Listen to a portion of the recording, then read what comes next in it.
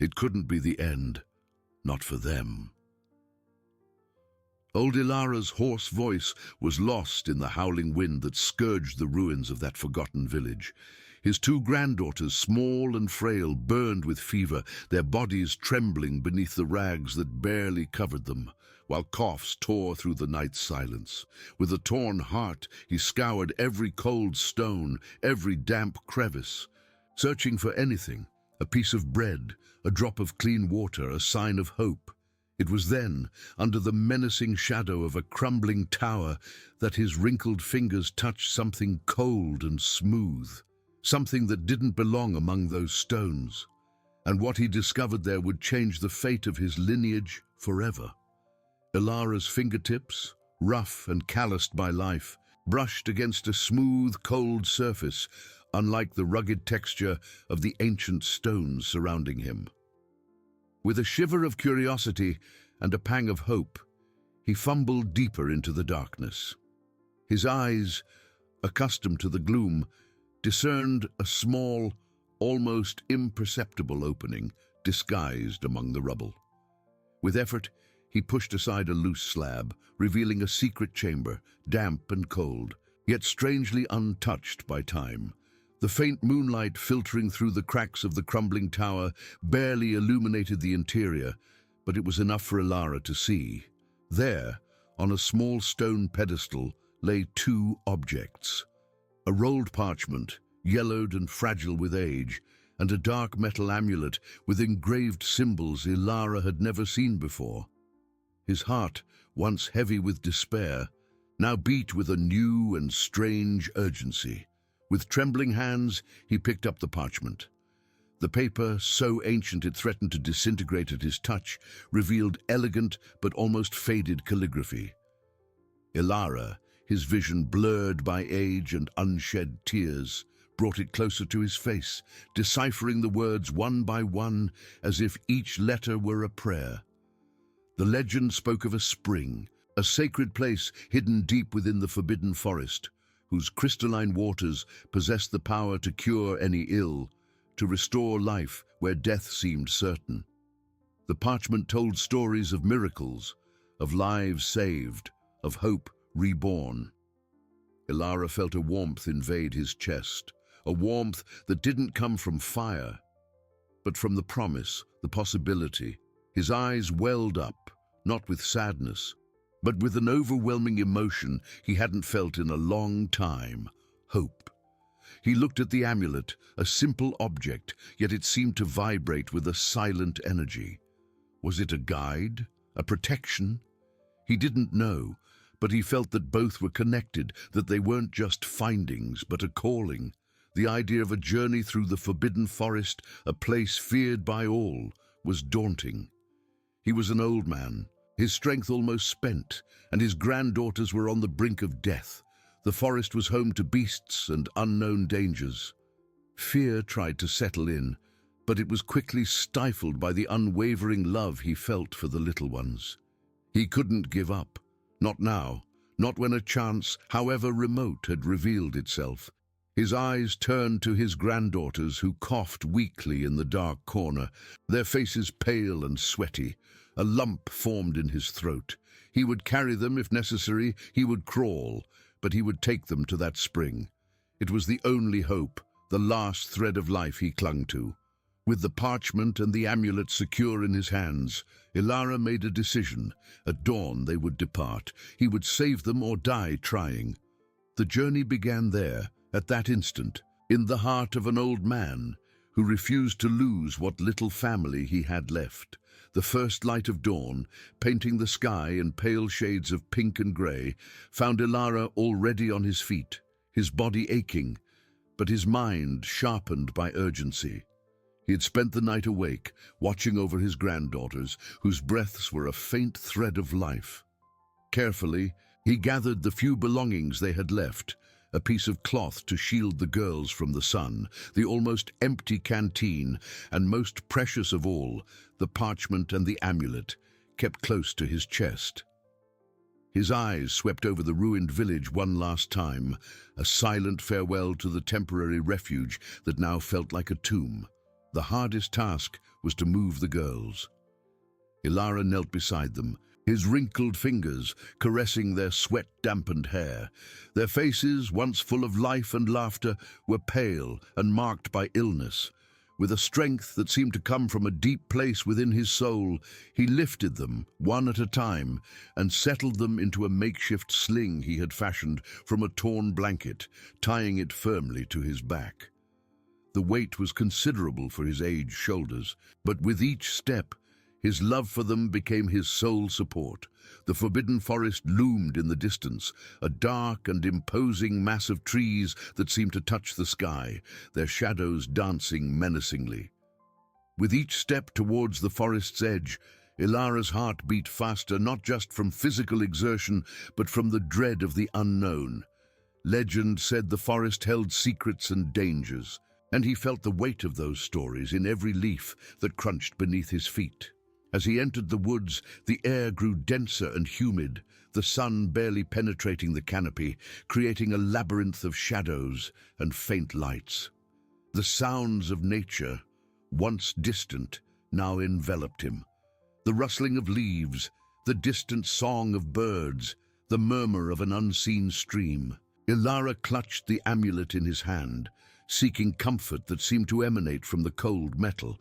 He watched every branch, every exposed root, every shadow, with the vigilance of a soldier, but with the heart of a desperate grandfather. Hours dragged on, each one a battle against exhaustion. Ilara's muscles burned, his legs trembled, but the image of his granddaughters on his back, their faint breaths against his shoulder blades, was what propelled him. He stopped only to check on the girls, offering them sips of water they could barely swallow, wiping their faces with a damp cloth. The eyes of one of them, the elder, opened for an instant, a fleeting glimmer of recognition before closing again, and that small sign was enough to renew the old man's strength. The forest seemed to test him, with paths that closed off, thorny bushes that snagged his clothes, and uneven terrain that threatened to make him stumble. The fear of not succeeding, of failing, was a silent enemy that whispered in his mind. But Ilara had faced death many times in his life as a soldier, and now he faced it for his granddaughters. He would not allow despair to win. The parchment spoke of hope, and he clung to that promise with the stubbornness of an old oak. As the sun began to set, painting the sky orange and purple through the treetops, Ilara found a small clearing, protected by rocks and dense bushes. It was a place to rest, to light a small fire, and perhaps to find a moment of peace before the night's darkness brought new fears and the forest's solitude intensified. He carefully untied his granddaughters from his back, feeling a momentary relief in his body, but a constant ache in his heart, laying them on a makeshift bed of dry leaves. He watched their sleeping faces, their eyelids trembling slightly, and the fever continued, relentless, burning through their small lives. But the promise of the miraculous spring, etched in his mind and on the parchment now resting beside him, kept him steadfast. He would save them no matter the cost. He had to save them. He watched their sleeping faces, their eyelids trembling slightly, and the fever continued, relentless, burning through their small lives. But the promise of the miraculous spring, etched in his mind and on the parchment now resting beside him, kept him steadfast. He would save them, no matter the cost. He had to save them. The night in the clearing was long and cold, each minute an eternity of anguish for Ilara. He lit a small fire with dry branches, its faint warmth barely warding off the damp cold of the forest. The crackling of the flames was the only comforting sound amidst the mysterious whispers of the woods, which seemed to envelop the clearing in a somber embrace. He remained seated, upright, the amulet clutched in his hand, his eyes fixed on his granddaughters. Their fever seemed to intensify with the drop in night temperature, and their small bodies writhed in restless dreams. Ilara, with a damp cloth, tried to alleviate the heat from their foreheads, a repetitive and painful task that kept him awake. his own exhaustion a constant battle. In a moment of silence, as the fire died down and the forest seemed to hold its breath, the younger granddaughter, with a faint whimper, extended a pale little hand towards him. Ilara, his heart aching, held it, feeling the sickly warmth of her skin. A lump formed in his throat. He remembered his wife, how she cared for the girls, her laughter that filled the house, the pain of loss, which seemed to have slumbered, resurfaced, mingling with the fear of losing what little he had left. But the tiny hand in his, so fragile and dependent, was a reminder of his mission. He couldn't afford to give in to despair. Love once again ignited a flame of resilience in his aged chest. With the first rays of sun timidly creeping through the leaves, Ilara felt a new surge of energy, though his body cried out for rest. He refilled his canteen at a nearby small stream, the cold waters invigorating his senses. The task of lifting his granddaughters onto his back again was increasingly difficult, his muscles protesting with every movement. But, with a deep sigh, he settled them, feeling their familiar and precious weight. The day's journey promised to be even more challenging. The parchment, which Ilara consulted whenever he could, indicated that the spring lay beyond a series of steep hills and a stretch of swamp. The forest seemed denser, the trees older and more imposing, their intertwined branches forming an almost impenetrable canopy. The paths, if they existed at all, were faint animal trails, easily lost amidst the undergrowth. Ilara stumbled a few times, his heart pounding with fear of hurting the girls, but he always managed to regain his balance, his mind focused on each step. At midday, they came upon a muddy swamp, the water dark and stagnant, exuding a strong smell of earth and decomposition. For an old man with the weight of 2 sick children on his back, it was an almost insurmountable obstacle. The fear of sinking, of getting stuck, was palpable. Ilara stopped, his eyes scanning the landscape for a safer passage. He spotted some fallen stones and logs, forming a makeshift and precarious bridge. Cautiously testing each foothold, he began to cross, the mud pulling at his feet with every movement. Sweat streamed down his forehead, his breath ragged, but he didn't stop. The image of the spring, of its healing waters, was a beacon in his mind, guiding him through the darkness and fatigue. He had to continue. The dark, sticky mud pulled at Ilara's feet with every movement, threatening to swallow him. The stench of decay was suffocating, and the heavy silence of the swamp, broken only by the bubbling of the water and the effort of his own ragged breathing, amplified his fear. He clung to slippery logs and moss-covered stones, each step a silent prayer. The weight of his granddaughters on his back seemed to increase with each passing moment, and his aged shoulders protested with sharp pains. His eyes, clouded with fatigue, scanned the makeshift path, searching for any firmer foothold. At one point his foot slipped on a submerged root, and he staggered, his heart pounding. For a terrifying instant, he felt he would fall, dragging the girls into the cold, dirty water. But with a muffled cry of effort, he managed to steady himself, his muscles trembling, his breath caught in his throat. He clutched the amulet in his hand, seeking a strength that seemed to come from outside himself. Finally, after what seemed an eternity, Ilara felt the ground beneath his feet become more solid. He had crossed the swamp. The exhaustion was overwhelming, but immense relief flooded his chest. He stopped, leaning against an ancient oak, his aching back against the rough trunk. Carefully, he untied the sling, laying his granddaughters on the dry ground. On a bed of leaves he hastily arranged. Their faces were even paler, and the fever gave no respite. The elder granddaughter coughed weakly, a sound that tore at the old man's heart. Ilara took out the canteen, offering them the little water remaining, which they sipped with difficulty. His wrinkled fingers caressed their hot foreheads, and a solitary tear ran down his time-worn face. "Don't give up, my little ones," he whispered, his voice choked. We're almost there. The promise of the spring, now more than ever, was the only thing keeping him on his feet. He knew each step was a gamble, but the alternative was unthinkable. The image of his wife, smiling, encouraged him in his mind, an echo of love that propelled him forward. He stood up, his knees cracking, and readjusted the amulet around his neck, feeling its weight as a constant reminder of his renewed hope. The forest, after the swamp, seemed to change. The trees were even taller, and the sunlight barely reached the ground, creating a constant gloom. The air was colder and laden with the scent of damp earth and dense vegetation. Ilara felt a presence, not threatening, but watchful, as if the forest itself were witnessing his ordeal. He heard the rustling of distant leaves, the snapping of branches, and his soldier's mind kept him alert, even as his body cried out for rest. The parchment indicated that the spring was hidden among the roots of an ancient tree, in a clearing that would only reveal itself to pure and desperate hearts. Ilara laughed bitterly. His heart was pure in the love he felt, but desperate. Yes, desperate was the right word.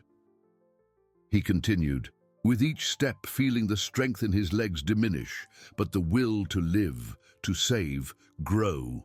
The journey was not just physical. It was a battle against doubt, against pain, against nature itself that seemed to test his deepest limits. As the sun began to dip to the west, casting long, ghostly shadows, Ilara spotted something different. Amidst the dense foliage, a subtle, almost imperceptible glow caught his attention. It wasn't the spring yet, but a sign. He approached, pushing aside branches and vines, and found a small opening in a moss-covered rock. From within, a thread of silvery light filtered out, and a soft murmur of water could be heard. His eyes widened. Was it an omen, a sign that he was on the right path? Hope, which at times had seemed like a wounded bird in his chest, now beat its wings with renewed vigor. He had to investigate. The spring was near. He felt it in every fiber of his tired being. The promise was about to be fulfilled. The promise was about to be fulfilled. With his heart pounding in his chest, Ilara pushed aside the tangled branches that concealed the opening in the rock. It wasn't a wide cavern, but a narrow crevice, almost a natural tunnel, covered in thick, damp moss that exuded the scent of ancient earth. From within, the silvery glow seemed stronger, pulsing with a soft, inviting light, and the murmur of water, once distant, now sounded like a lullaby, calling him closer. With a sigh of determination, Ilara adjusted his granddaughters on his back, ensuring they were secure. The space was tight, and he had to bend low, crawling in some sections. The darkness was almost total, but the mysterious glow served as a guide, a guiding light amidst the gloom. His wrinkled fingers fumbled along the damp walls, feeling the coldness of the ancient stone. The air inside was dense, yet strangely clean, unlike the smell of decomposition from the swamp. With each movement, the amulet around his neck swayed, touching his chest, and he felt a current of energy, a subtle warmth that encouraged him to press on. The girls, despite their fragile condition, seemed to sense the change in the environment. The elder, in a moment of lucidity, murmured something inaudible, and Ilara felt a slight movement on his back, as if she were trying to snuggle closer. "We're arriving, my little ones," he whispered, his voice choked with emotion and effort. "We're almost there." The promise of healing was a balm for his weary soul, an invisible force that propelled him forward. The tunnel opened into a small circular chamber, illuminated by an ethereal light that seemed to come from nowhere. In the center, a spring welled up from the ground, not a stream, but a pool of crystalline water, so clear that the bottom of polished stones was perfectly visible. The water shimmered with a blue-green glow, and small bubbles gently rose to the surface, as if the spring were breathing. A fine, fragrant mist hung over the water, with a sweet, earthy aroma that filled the air. Ilara carefully set his granddaughters down, laying them on the soft grass that bordered the pool. His eyes, welling up, swept over the scene. There were no beasts, no dangers, only a profound peace and a reverent silence. The parchment had not lied. The miraculous spring existed. He knelt at the water's edge, extending a trembling hand to touch the surface. The water was cool, but not icy, and a sensation of purity and vitality coursed through his tired body. With tears streaming down his face, Ilara looked at his granddaughters. Their pale faces, their shallow breaths, were a testament to the long and painful journey. He knew what he had to do. With all the tenderness his grandfather's heart could hold, he lifted the younger granddaughter, her body light and fragile in his arms. The little one didn't react, but her parted lips seemed to gasp for air. Ilara gently immersed her in the water, feeling the shock of the temperature on his own skin. He held her firmly, observing every reaction, every slightest change. The water seemed to envelop the girl in a gentle embrace. For an instant, nothing happened. Ilara's heart leaped with panic, but he clung to faith. Then, a subtle, almost imperceptible glow emanated from the child's body, and her pale skin took on a rosy hue. The cough that had tormented her ceased. Her breathing, once so weak, became more regular and deep. The girl's eyes slowly opened, and a glimmer of recognition, of life, returned to them. She looked at Ilara, and a small smile, the first in days, formed on her lips. Ilara felt a lump in his throat dissolve, replaced by overwhelming relief. The miracle was happening. He took her out of the water, wrapping her in his blanket. The fever had subsided. Her skin was cool to the touch. It was real. It was a miracle. With renewed hope and a strength he didn't know he possessed, Ilara turned to the elder granddaughter, who still lay inert. The love in his heart was a surging river, overflowing with gratitude and determination. He would lift her too, and the spring would work its magic. The darkness of illness was receding, and the light of hope had finally arrived. With renewed hope and a strength he didn't know he possessed, Ilara turned to the elder granddaughter, who still lay inert. The love in his heart was a surging river, overflowing with gratitude and determination. He would lift her too, and the spring would work its magic. The darkness of illness was receding, and the light of hope had finally arrived. With trembling hands, Ilara lifted the elder granddaughter, her body inert and feverish, with the same delicacy he had shown her sister. The girl's weight was almost imperceptible, a painful reminder of how fragile life could be. He immersed her in the crystalline water of the spring, feeling the shock of the temperature on his own hands. The old man's heart beat erratically, a mixture of faith and persistent dread. For an instant, the silence in the chamber was absolute, broken only by the gentle bubbling of the water. Ilara watched, his breath held, searching for any sign, any change. The girl's skin seemed even paler under the ethereal light, and her lips were slightly purplish. Panic threatened to return, an icy wave that tried to extinguish the newly lit flame of hope. He clutched the amulet around his neck, murmuring forgotten prayers, appealing to all the forces he knew. Then a more intense glow, a golden hue that seemed to emanate from the bottom of the spring, enveloped the girl. The fragrant mist over the water grew denser, and Ilara felt a gentle warmth spread through the air. Slowly, the pallor of his granddaughter's face was replaced by a delicate blush, and her breathing, once almost imperceptible, became a deep and regular sigh. The girl's eyes opened, large and blue, fixing on Ilara's with a clarity he hadn't seen in weeks. A faint but genuine smile lit up her face. Ilara took her out of the water, wrapping her in the blanket that already sheltered her sister. The fever had vanished, and her eyes shone with renewed life. He laid them side by side on the grass, their faces now serene, their small bodies breathing in peace. Ilara knelt between them, tears streaming freely down his wrinkled face. They were not tears of pain, but of a relief so profound it seemed to wash over his soul. He touched his granddaughter's cool foreheads, feeling the softness of their skin without the heat of illness. The miracle was real. Both were saved. The elder granddaughter, with a slow movement, reached out and touched Ilara's face. "Grandpa," she whispered, her voice weak but laden with a sweetness he thought he had lost forever. Her eyes, however, were not fixed solely on him. They seemed to look through him, at something distant, with an expression of deep contemplation. "The spring. It showed me," the girl continued, her voice a little stronger but still ethereal.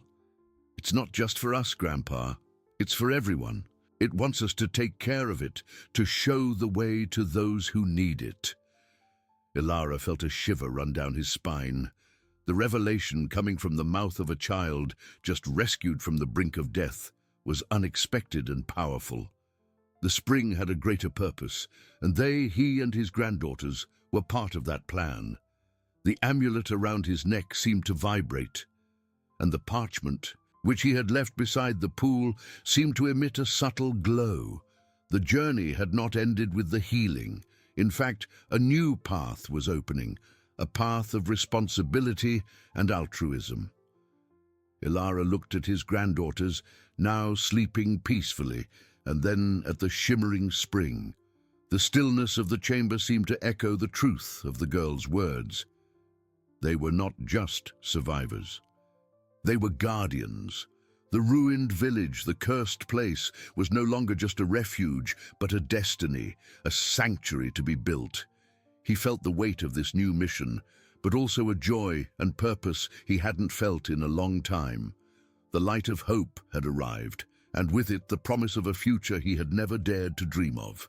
Ilara remained kneeling, his elder granddaughter's words resonating. "It's not just for us, Grandpa, it's for everyone." The personal miracle transformed into a universal mission, a weight of responsibility, but one that did not oppress him. It infused him with strength and a purpose he had never felt before. His eyes, once tired, now shone with determination. He caressed his granddaughter's hair, feeling the softness and normal temperature of their skin. They slept deeply, a restorative sleep that the fever had stolen from them. Seeing their serene faces, free from agony, was his greatest reward. With the sun already high, Ilara knew they couldn't remain in the spring chamber. That place was sacred, a point of healing, but not a home. The ruined village, once a refuge of despair, now presented itself in his mind as a potential sanctuary. To be rebuilt with hope and altruism. He stood up, his knees cracking, but the physical exhaustion seemed insignificant. Carefully, he wrapped his granddaughters in the blankets, preparing for the journey back. The return through the narrow crevice was easier. Ilara's heart was light. Fear had been replaced by gratitude and the vision of a future. As they emerged into the forest, the sunlight seemed brighter, the birdsong more melodious. His granddaughters, though still sleepy, were visibly stronger. The younger one opened her eyes and smiled. "Grandpa, I'm hungry," she murmured. Ilara felt a warmth flood his chest. Hunger, a sign of life. He offered them dried fruit and bread, which they ate with appetite. The journey back to the ruined village was a silent celebration. Ilara still carried them, but now the weight was a sweet burden. The girls conversed in whispers, pointing at butterflies and birds, their eyes curious and full of life. Ilara listened to them, his heart overflowing with joy. He stopped more frequently, not from exhaustion, but so they could see a rare flower or hear the murmur of a stream. Every small moment was a treasure, proof of the miracle they had lived. When the ruins came into view, bathed in the late afternoon light, Ilara felt a lump in his throat. What was once desolation now seemed like a fertile field full of possibilities. The fallen stones, the crumbling walls, everything seemed to await new life. He laid them in a sheltered corner under what remained of a roof and lit a fire. The flame danced, reflecting in his thoughtful eyes. "Grandpa, what are we going to do now?" asked the elder granddaughter, her eyes fixed on him. Elara smiled, a genuine smile. "We will build, my dear, a place where the spring can help everyone, a place of healing and hope." He looked at the ruins, and in his mind he already saw the first steps: cleaning, organizing, preparing. The task would be arduous, but he was no longer alone. He had his granddaughters and the promise of a greater purpose. The cursed village would become a beacon, and they, its guardians. Human connection and helping others would be the new foundation. He felt his wife's presence, a gentle warmth, as if she approved. The future, once a dark mist, now appeared clear and promising. The next morning's sun painted the ruins with golden hues, but the reality of the work was palpable. Elara woke before his granddaughters, his body still aching, but his mind buzzing with ideas. The promise of a sanctuary was not just a distant dream. It was a solemn commitment, a seed of hope to be planted in the arid land of that forgotten place. He watched the girls sleeping, their faces serene and rosy, free from the pallor of illness, and a tender smile appeared on his wrinkled lips. That was his why, the reason for every beat of his heart. He began to organize the small camp, gathering the blankets and arranging their few belongings with almost reverent care. The first task, he decided, would be to clear the central area of the ruins. A space he imagined could serve as a communal courtyard, a meeting point for those who would one day come. The stones were covered in thick moss and wild ivy, and stubborn small bushes grew between the cracks, defying the ancient structure. With his calloused hands, accustomed to handling weapons, now dedicated to a new battle, Elara began to pull out the weeds one by one, feeling the damp, cold earth beneath his fingers. Every movement, however simple and repetitive, was an act of faith, an invisible brick in the construction of his new purpose. His granddaughters woke shortly after, their eyes curious and full of a vivacity not seen in a long time, watching their grandfather with a mixture of admiration and a desire to participate. "Grandpa, can we help?" asked the elder, her blue eyes shining with renewed intensity. Elara smiled, a genuine smile that lit up his time-worn face. "Of course, my little ones. You can gather the dry branches and smaller stones that block the path. But carefully, yes? We don't want any injuries." The girls, full of an energy that seemed to spring from the very source, began to work with enthusiasm, their sweet, crystalline laughter echoing among the ancient walls, dispelling the melancholy that had once hung over the place. That sound, unthinkable a short while ago amidst illness and despair, was now the most beautiful music to Elara's ears. As grandfather and granddaughters worked together, the image of the village from which they had been expelled came to Elara's mind. The distrust in the neighbors' eyes, the fearful glances, and the unjust accusation of carrying the plague. A pang of resentment, an echo of the pain of rejection, tried to settle in his chest, but he firmly pushed it away. That past of bitterness and exclusion would not define his present or his future. Here in the ruins, they would build something different, something based on compassion, healing, and mutual aid. He remembered the legend of the parchment, which spoke of the spring as a divine gift to humanity, not just for a privileged few. This was true justice, the promise of a new beginning for everyone. By midday, the central area already showed clear signs of organization. The courtyard, though still imperfect and with many stones to be removed, was visibly cleaner, and the sunlight bathed it fully like a blessing. Elara and his granddaughters sat down to eat, sharing the remaining bread and dried fruit, each bite savored with gratitude. The forest's silence was filled only by birdsong, the gentle murmur of the wind between the stones, and the joyful whispers of the girls. The younger granddaughter, with a piece of bread in her hand, pointed to a vibrant wildflower stubbornly sprouting between the cracks of a crumbling wall. "Look, Grandpa, it's so beautiful." Ilara looked at the flower, then at his granddaughters, his eyes welling up with emotion. Beauty, life, hope were there, sprouting even in the most forgotten ruins. He felt a profound peace and an unwavering certainty.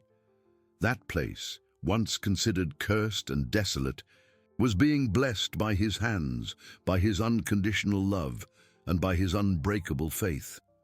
The task was immense, yes, but with every stone removed, every weed pulled, they were not just clearing ruins, they were building a new legacy, a beacon of hope and healing for a world desperately in need of compassion. Human connection and altruism would begin there, in the silence of that forgotten place, transforming it into a home for all.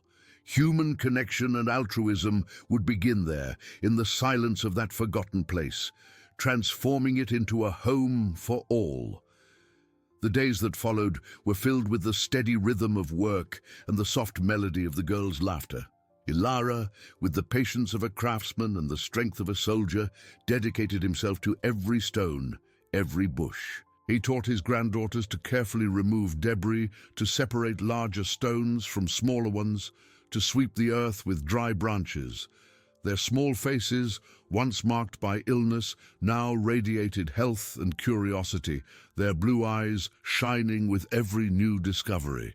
The elder, with an adorable seriousness, took on the task of organizing dry branches into neat piles, while the younger delighted in the ladybugs and wildflowers stubbornly sprouting between the cracks in the walls.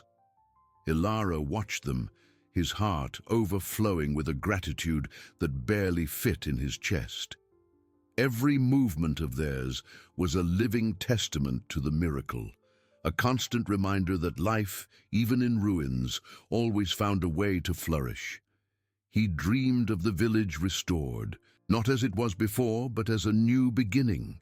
He imagined a great hall where people could gather, small cabins to shelter the sick, and a clear path leading to the spring. The vision was a beacon, guiding his efforts. However, the solitude of the ruins, though filled by the presence of his granddaughters, still weighed heavily. The world outside was a place of fear and distrust. Would anyone come? Would the legend of the spring spread? And if so, how would they be received? It was one afternoon, as the sun set, painting the sky in shades of orange and purple, that the first test of his faith arrived. A sound of shuffling footsteps and a faint lament echoed among the trees. Ilara, with the agility of his soldiering days, despite his age, picked up the staff he used for support. His granddaughters, noticing the change in his posture, approached, their eyes fixed in the direction of the sound. From the dense foliage, a figure emerged. It was an elderly woman, bent by age and fatigue, carrying a small boy who looked exhausted and pale. The woman stumbled, and Ilara rushed to support her, his eyes meeting hers. Fear, despair, and a glimmer of hope mingled in the stranger's gaze. "Please help me," the woman whispered, her voice hoarse. "My grandson, he has the fever. I heard of a place, of a cure." Ilara felt a lump in his throat. This was the moment. The spring had called. Without hesitation, he took the boy from his grandmother's arms, feeling the feverish heat of the small body. His granddaughters, with an understanding beyond their young age, took the woman's hands, offering silent comfort. The elder, with a gentle gesture, indicated the way to the crevice in the rock. Ilara looked at his granddaughters, then at the woman and the boy. This was the purpose. This was the beginning. He was no longer alone in his mission.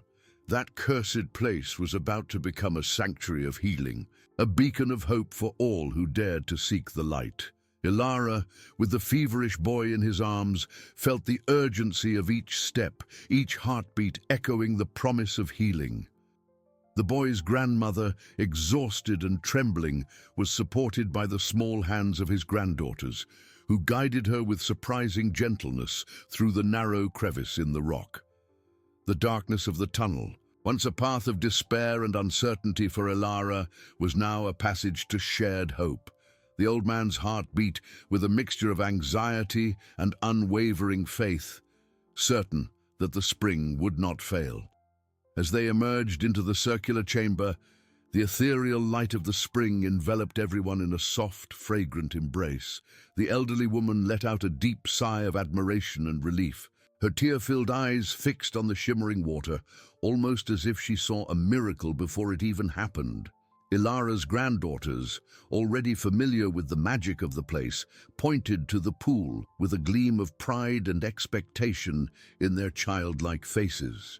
Ilara, without losing a second, laid the boy on the soft grass and, with the same tenderness and care he had used with his own granddaughters, lifted him and gently immersed him in the crystalline water, feeling the cool temperature on his calloused hands. The silence in the chamber was almost palpable, broken only by the gentle bubbling of the spring and the boy's grandmother's suppressed sobs, who watched with bated breath. Ilara held the small body, observing every reaction, every slightest change. The boy was pale, his lips slightly purplish, and the fever seemed to consume his last strength. For an instant, fear, an old acquaintance, threatened to grip Ilara's chest, but he clung firmly to the promise of the spring, to the legend of the parchment. He felt the amulet around his neck warm, a silent reminder of the power and purpose that resided there. Then, as before, a soft golden glow emanated from the water, enveloping the boy in an aura of warmth and life. The fragrant mist over the surface grew denser, and a comforting warmth spread through the air, dispelling the cold of the illness. Slowly, the pallor of the boy's face gave way to a delicate blush, and his breathing, once shallow and gasping, became deeper and more regular, a rhythm of life returning. The boy's eyes slowly opened, large and curious, meeting Ilara's with a clarity that brought tears of relief and gratitude to the old man's eyes. A faint but genuine and life-filled smile appeared on the little one's lips. The boy's grandmother, witnessing the miracle with her own eyes, fell to her knees, her hands clasped in prayer, tears streaming freely down her wrinkled face, washing away the marks of despair. "It's a miracle," she murmured, her voice choked with emotion, almost a whisper of faith. "Blessed be this water, blessed be you, good man, for bringing us here." Ilara took the boy out of the water, wrapping him in a warm blanket. The fever had completely vanished, and his eyes shone with renewed life, a glimmer of hope. He handed him to his grandmother, who embraced him with a strength that seemed to spring from a newfound source of joy and relief. Ilara's granddaughters, with their own radiant smiles, approached, touching the boy's hand with affection and an understanding beyond their young age.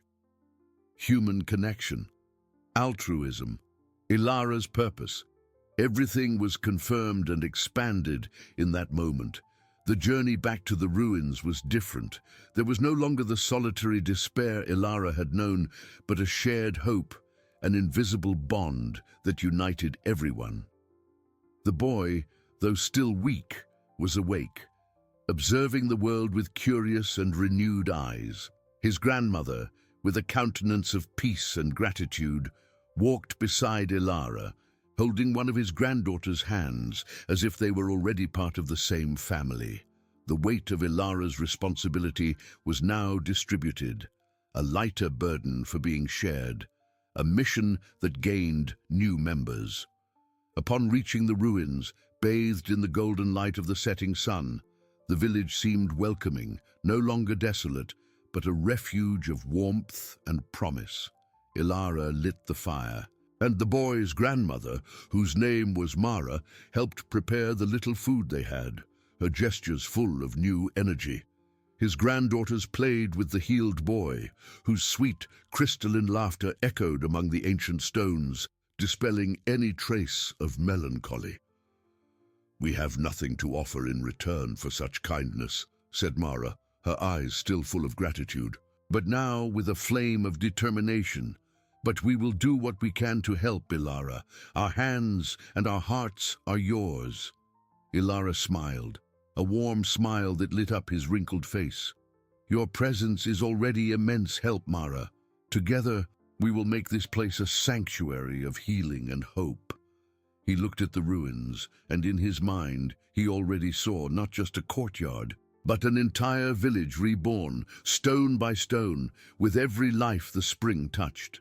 That was the true purpose, the true justice he sought.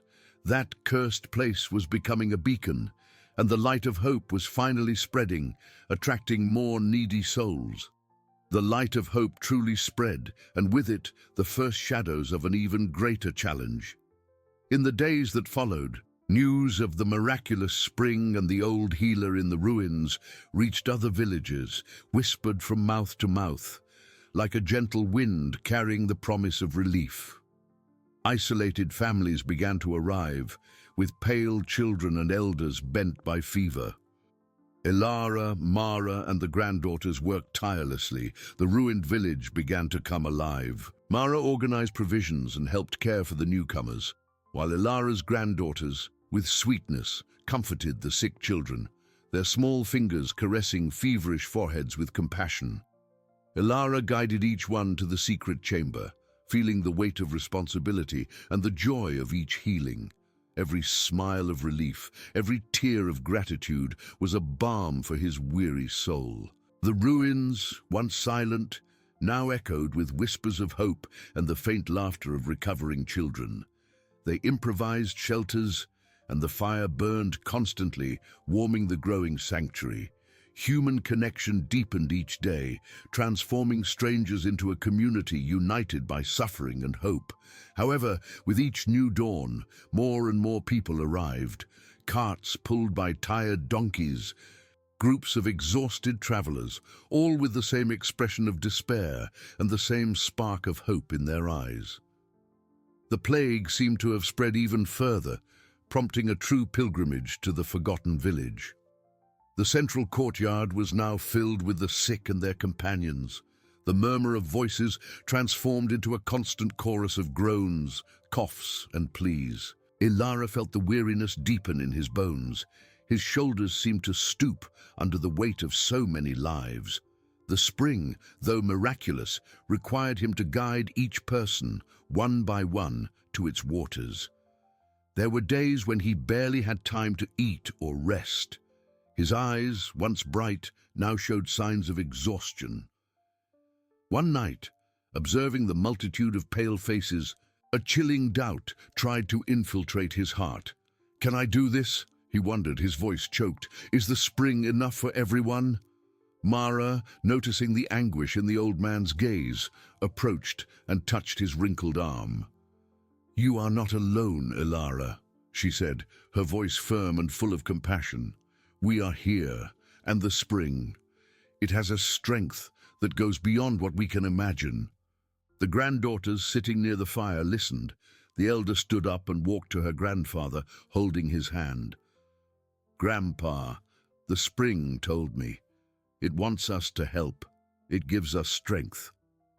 Her eyes again seemed to look at something distant. The next morning, the situation reached its most critical point. A huge caravan arrived, bringing dozens of people, many of them in serious condition, with the fever at its peak. Despair was palpable in the air, and the crying of the sick children was almost unbearable. The few resources, water, bread, blankets, were rapidly running out.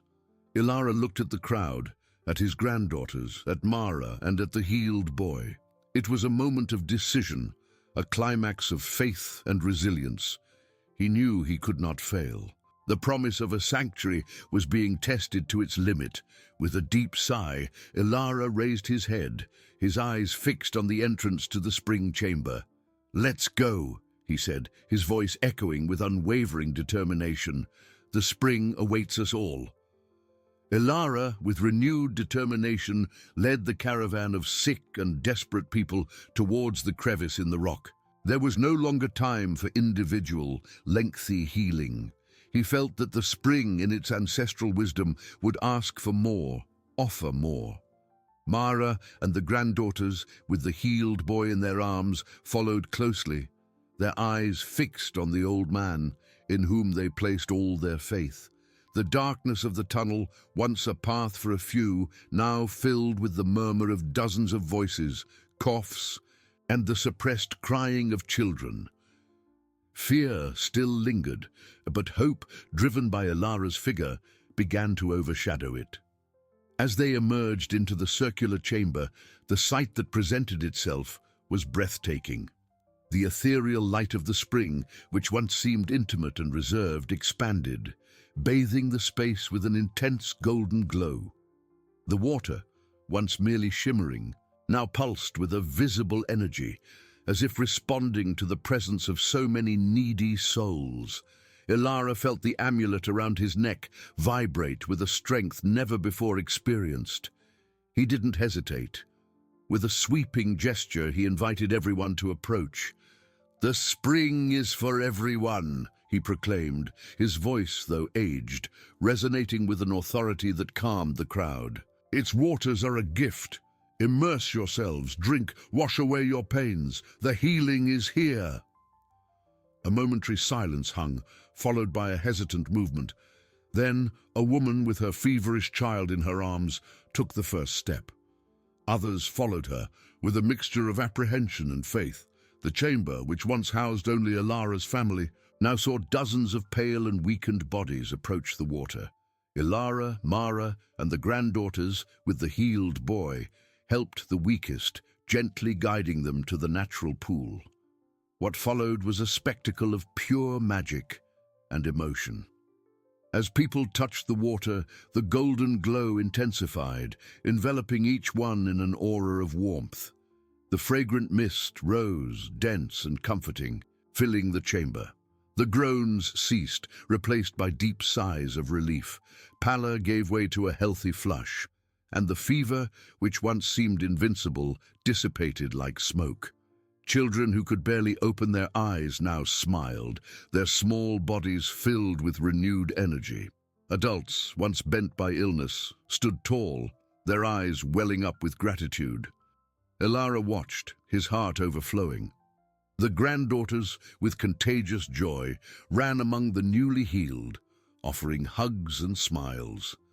Mara, with tears in her eyes, helped dress those emerging from the water, her gestures full of compassion and new hope. The healed boy, now fully recovered, played with other children, a living testament to the spring's power. As they exited the chamber, the ruined village awaited them, but no longer as a place of desolation. The community forming there, united by the experience of healing, felt a new energy. The people, now healthy and full of gratitude, did not want to leave. "We cannot leave, good Ilara," said a strong man whose once dull eyes now shone. "We must help build this sanctuary. We must honor this place and you." And so resolution manifested in action. With dozens of willing hands and hearts, the cursed village began its true transformation. Men and women, young and old, worked side by side. Fallen stones were raised, crumbling walls repaired, new shelters were improvised, and the fire, once small and solitary, now burned in several bonfires, warming and illuminating the new home. The spring, though secret, was the vital force that united everyone, and Ilara, his granddaughters, and Mara were the guardians of that hope.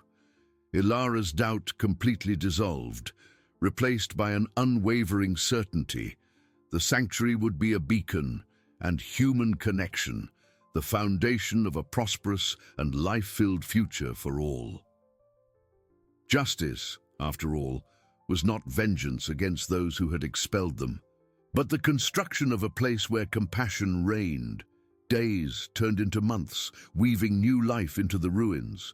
The village, now the sanctuary of the spring, flourished under the sun, a vibrant testament to resilience and faith. Stones were raised, forming cabins and a large communal hall. The central courtyard, once a tangle, was a vibrant space with herb and vegetable gardens, tended by the residents. Ilara, though his hair was whiter and wrinkles deeper, radiated a peace he had never imagined. His eyes, which once carried the weight of loss and despair, now shone with serene light. He watched the bustle of the village, the laughter of children running, and felt his heart overflow with great gratitude. Every brick, every seed was an act of love, a prayer for the life that was reborn there. His granddaughters, with round, healthy faces, were little healers, guided by their intuition and the wisdom of the spring.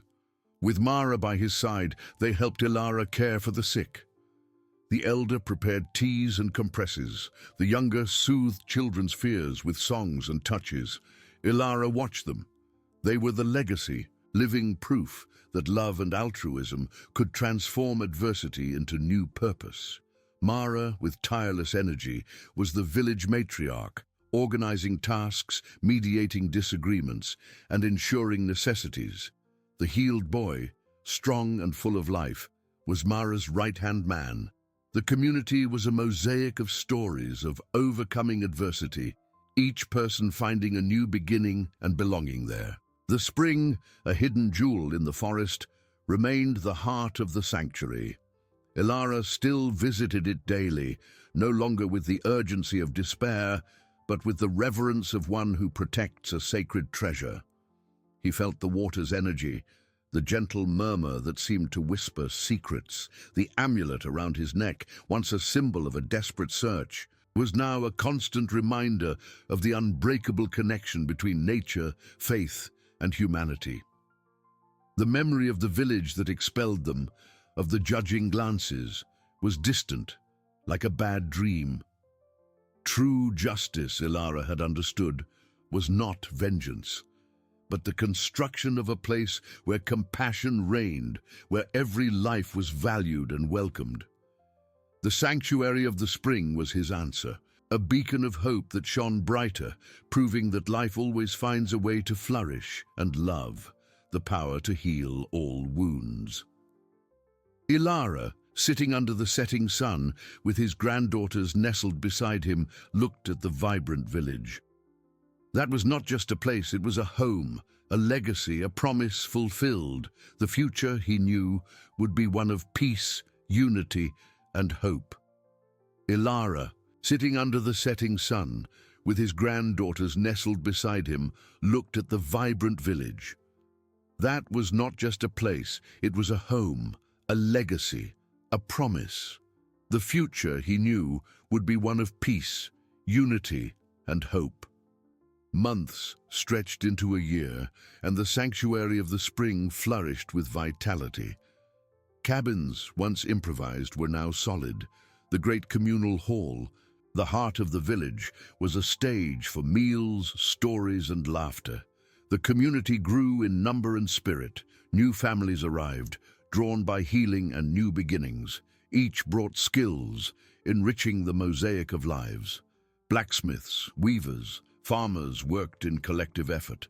The spring secret was the invisible force that nourished everyone, its energy manifest in resilience and kindness. Ilara, even with slow steps, remained the beacon of the sanctuary, resolving disagreements with wisdom. Mara, by his side, was the organizing force, maintaining daily order and harmony. Ilara's granddaughters, grown, were the personification of hope. Their healthy faces radiated joy. They helped Mara in the gardens, gathering herbs for teas or played with other children. The elder, with keen intuition, perceived the distress in newcomers, offering hugs. The younger, with sweetness, encouraged friendship and sharing. With growth came challenges of coexistence. A group of newcomers, accustomed to an individualistic life, were reluctant to share harvests equally, claiming more work. The murmur of discontent spread, cracking the harmony. Ilara felt a tightness in his chest, the memory of his old village's distrust echoing. He called a meeting in the great hall, where curious and apprehensive gazes fixed on him. "Friends," Ilara began, his voice soft yet authoritative, We came here seeking healing and refuge. The spring gave us life, but our unity gave us a home." He paused, his eyes sweeping over each face. "We are one body. If one part suffers, we all suffer. If one part prospers, we all prosper. Generosity is not an obligation, it is the foundation of our existence." His words touched their hearts. He described the journey that brought him there, the despair before the spring, the altruism of Mara and his granddaughters. Each of us has a gift, a strength. When we share, we multiply. What is a handful of grains for one is a meal for many. The true wealth of this sanctuary is not in what we possess, but in what we build together with love and compassion. The newcomers, ashamed, lowered their heads. Kyle, one of them, stood up. "Elara is right," Kyle said, his voice hoarse. "We forgot what it means to be part of something greater. We thank you for your wisdom." Others nodded. The community grew stronger. True justice lay in equity, the overcoming of selfishness. Ilara's granddaughters, observing, smiled, understanding that their grandfather's legacy was more than the healing of the body. It was the healing of the soul and the greatest blessing of human connection. The sanctuary of the spring, with its challenges and victories, continued to be a beacon of hope, a testament that love and unity transform ruins into a prosperous and life-filled home.